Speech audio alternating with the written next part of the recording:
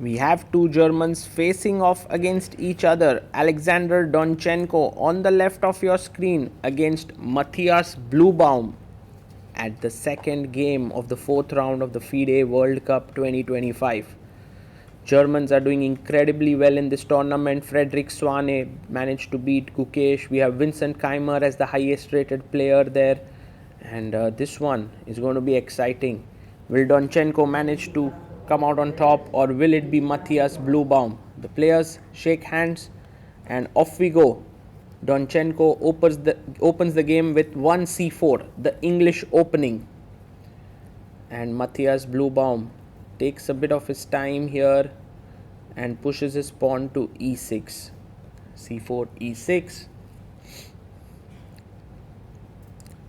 And now the knight comes out to c3.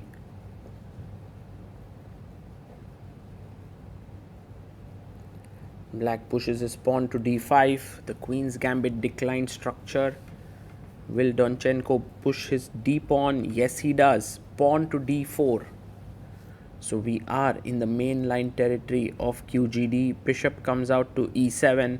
Very solid move, not determining the knight's place before this bishop that can develop. Pawn takes pawn by Donchenko. Pawn takes pawn by Bluebaum. And now bringing the bishop out to f4 on a good diagonal. But this is where now black can bring out the knight so that the white bishop can no longer sort of develop on the g5 square. You have pawn to e3 played. And black castles. White goes h3. A very calm, useful move. Some point maybe g4 is on the cards, but c5 instantly played by Donchenko, by Bluebaum here. Knight comes out to f3. And now the knight comes to c6. So black is playing with an isolated pawn on d5, but Donchenko doesn't take it. He goes bishop to b5. He's still in his opening prep. Pawn takes on d4. And now you can take back with the pawn. You can also take back with the knight. Donchenko takes it with the knight. You have queen to b6. With this move, you're putting pressure on b5, on d4, and also on the b2 pawn. White just castles here. And now knight takes knight, taken. And once again, there is an option to take with the queen or with the pawn. He takes it with the queen, offering a trade of queens. Bishop c5 will be met with just queen coming down to d3. So he takes on d4. And pawn takes d4. Now let's take stock of this very symmetrical structure. White is slightly more active. The knight here is attacking the pawn while the knight here is defending the pawn. So a very small edge here for white. And look at Donchenko. He's at 133. He's prepared this. Such amazing preparation by the white player. a6 played here. And yeah, just stopping the knight from coming here. But he does weaken the b6 square, so the knight jumps to a4. And now black plays the very logical move, knight d7, controlling these two squares, also preparing bishop f6. Pawn to b4 played. Very interesting, because if you take the pawn, I go rook f b1 and then pick this up on b7. So he goes bishop f6, attacking the pawn on d4. Bishop comes back to e3. A small concession there, but in return you manage to create a grip, and he goes knight b8. Not a happy move to make, but what Bluebaum wants is his knight to come to c6 to attack b4 and d4. Rook comes up to a7, and now f4 played here. The bishop comes back to d8. I mean, you could have played knight c6 here, but f5 would have been very strong. So bishop d8, knight jumps back to a4, knight to c6, and now the problem with f5 is that I take on b4 and attack the bishop here. So a3 first protects this, and now Bluebaum plays f5. Maybe not the best, maybe bishop d7 was more prudent, because now you can see that few of the squares do look weakened here. Bishop f6 attacking the pawn on d4, and he goes rook fe1. Well, taking here may not be the best again. So for example, bishop takes d4 is met with rook takes c6. So rook a8, knight to c5 played. Now attacks the bishop and the pawn. If you have to play a move like rook a8, bishop c8, something definitely has gone wrong. Bishop to b1 with the idea of bishop a2. Knight takes d4. He takes the pawn in the center.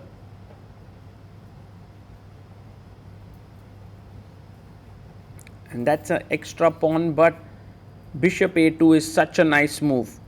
Donchenko says, you can take my pawn, but I'll take your more important pawn there. Rook d8. Maybe now just, yeah, he goes bishop f2, opening up the e file. King comes to f8, but now there's a very powerful move here that white has, which is knight a4. Let's see if Donchenko manages to find it. He looks at the b6 square and he finds it. What a beautiful move. Alexander Donchenko playing classy chess here. b5 played, but that's not helping, because knight b6 not only attacks the rook but also the pawn on d5. Knight to b6, jumping in, rook b8 quickly played. 22 minutes for Donchenko, just 4 minutes for Bluebaum. Takes on d5, attacks the bishop here on f6. Black hardly has moves at his disposal. Takes on f6, can't take with the rook here because the knight would hang, so gf6 is forced. He takes back.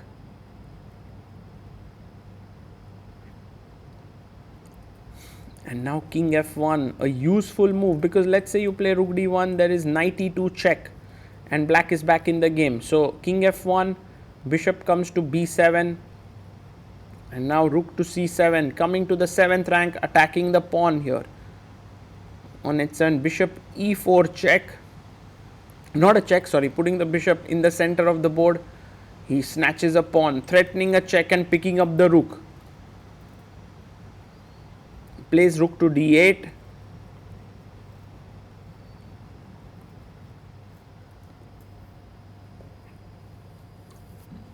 Rook comes to d1, and now the knight jumps back to e6. There's rook h8 check. Donchenko is doing this in style. King e7.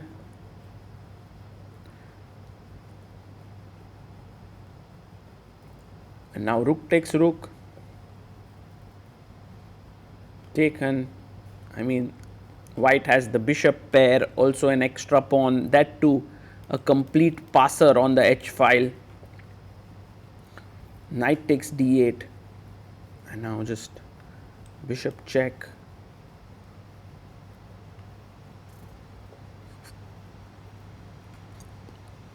He gives a check on e7. The king has to go to d7. And now h4 played. Beautiful chess here by Alexander Donchenko. Knight to e6, and he can simply drop back his bishop to e3. He goes g3. He doesn't really care that he will lose this pawn, because his h pawn is just a winner. It's a runner and it's a winner. So g3, bishop check. And now king f2. He brings his king to e1.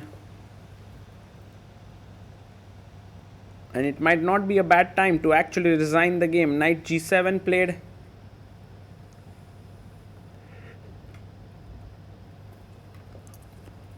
Bishop comes to f7, preparing h5, h6.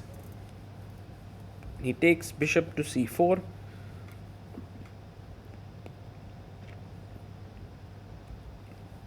bg6.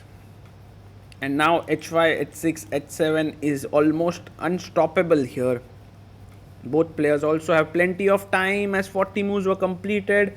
Bluebaum resigns. Donchenko wins in this all-German battle. What is very impressive is the camaraderie that they share with each other. Before the game, after the game, they are together. But over the board, it's brutal fight, and that's wonderful to see. Bluebaum has already made it to the candidates. Will Germany get another candidate in the form of Alexander Donchenko? Well, he has taken a big step in this direction. Hi everyone, we have Grandmaster Alexander Donchenko of Germany. He just eliminated his compatriot Grandmaster Matthias Bluebaum to advance to the fifth round of FIDE World Cup. Congratulations, Donchenko. Thank you very much. It's a very good feeling. Well, you faced your compatriot Bluebaum, who has already qualified to the candidates. Could you tell us how was the match? Well, the first game yesterday was honestly basically a preparation duel. I surprised him with a Grunfeld, which I have almost never played, and it was a very long theoretical battle, which in the end pretty much petered out to a draw. Which is good. It was a good outcome for me since I was black. Today I wanted to try something to push a little bit, but generally not take huge risks because I know that it's a two-game match. Every loss is probably the last one you'll have, and so I went for a very safe line against the Queen's Gambit declined, and I changed queens early. And generally, the endgame that I got was not too much of an advantage or anything, but there's a slight initiative, and I managed to still get a few computer moves in while I was in preparation that kind of put a lot of pressure on him. And then I think he also went down on time, which is something he very rarely does. So I think I don't really know where the critical mistake for him was, but it was just a very unpleasant position to play because, as is often the case, when it's very symmetrical, the side that's more active just has all the advantages. Well, Bluebaum is someone whom you have known for a long time. I think he mentioned that you two know each other since childhood. So, how difficult or how easy was it to play against him at this stage of the World Cup in round four? I think our first game was in 2011, which I actually lost in the German Youth Championship. I would have preferred to play someone I don't know. But okay, there aren't people I don't know at all. But still, it's always a challenge to play someone who you know very well. But on the other hand, it's a challenge for them as well. So we are both in this situation, and if we keep doing well in these strong events, it's bound to happen again. So many German players are doing so well in this event. What would you say is the reason behind it? Um, I'm not too sure. I would like to say something like I don't know. We don't want to lag for behind Vincent for forever, but I don't know. I think it's different reasons for everyone, and when something comes together for you, then it just clicks, and you start playing better. And when it happens for two or three people at the same time, then you can view it as a trend or as individual people just trying to improve and having a little bit of success there. In the fifth round, it is likely that you're going to face Liam because he has a winning position. So, what are your matches or scores against Liam? Have you played him before in classical, rapid, blitz, or any other format? I believe I have never played him in classical, or at least I don't remember. Um, I have played him online and maybe even at some World Rapid or something. And since I don't remember exactly how much, probably my score isn't too good. But he's a very strong player, and I think he also has everything to play for here. He's already in the fifth round. A lot of the favorites are out, so he's probably the favorite. But I'll do my best to seek chances against him as well. Well, German fans are watching all around the world. Would you like to say something to them in German? Äh, ich weiß nicht, was ich sagen soll. Es tut mir ein bisschen leid, dass Matthias raus ist, aber gut, wir haben noch andere Leute, die, sage ich mal, um die Qualifikation kämpfen und hoffentlich, sage ich mal, werden wir noch mit vielen Leuten in der nächsten Runde dabei sein. Und vielen Dank an alle, die hier dazuschalten und uns unterstützen. Well, thank you, Donchenko, for your valuable time. I wish you all the best for the fifth round match as well as rest of the tournament. Thank you very much.